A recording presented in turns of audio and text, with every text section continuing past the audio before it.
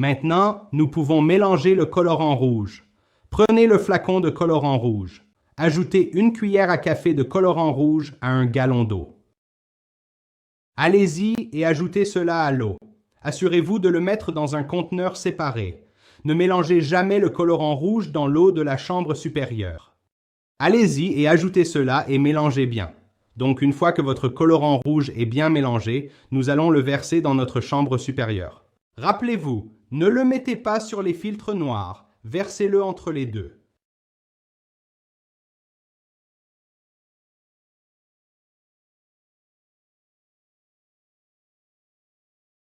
Ajoutons 1 gallon de plus. Les filtres noirs doivent être complètement submergés pour tester toute la longueur. Une fois filtrée, l'eau doit être complètement claire. Si elle est rouge ou rose, le test est un échec. Assurez-vous que les filtres sont installés correctement. Si l'échec se répète lors du test, appelez-nous. Si tout se passe bien et que c'est clair, jetez l'eau et installez les filtres à fluor si vous les avez achetés. Pour installer les filtres au fluorure, attachez le côté plus grand du filtre au fluorure à la tige noire. Vous saurez que vous avez le bon côté si vous voyez les fils à l'intérieur du filtre au fluor. Allez-y et vissez lentement sur le filtre noir seulement 8 tours. Nous ne voulons pas faire plus de 8 révolutions car il y a un écran intérieur qui pourrait être percé et cela rendrait le filtre au fluor inutile. Donc encore une fois, le côté le plus grand du filtre au fluorure va se fixer au filtre à tige noire 8 révolutions seulement. Pour le nombre de révolutions, comptez jusqu'à 8. Maintenant que les filtres au fluorure sont installés, mettons la chambre supérieure sur la chambre inférieure.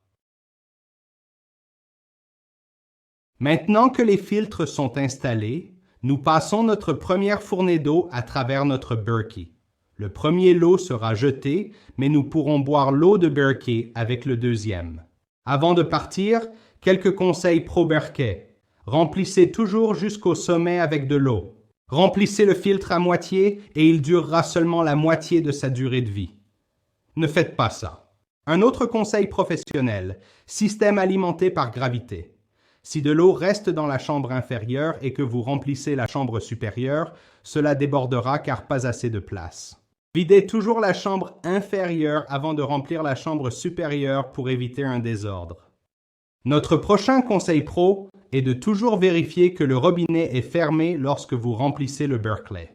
Sinon, vous aurez un gros désordre. Fais-moi confiance, je sais par expérience. Pour notre dernier conseil professionnel, nous devons traverser cette eau en 1-2 jours. La principale raison est que, après 3 jours, l'eau pourrait stagner car les conservateurs chimiques ont été éliminés avec les filtres noirs.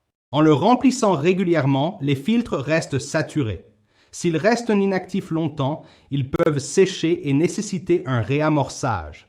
Merci de vous joindre à nous aujourd'hui. Consultez nos liens ci-dessous pour plus de conseils. Abonnez-vous. Je suis Tyler avec berkeyfilters.com. Restez hydratés.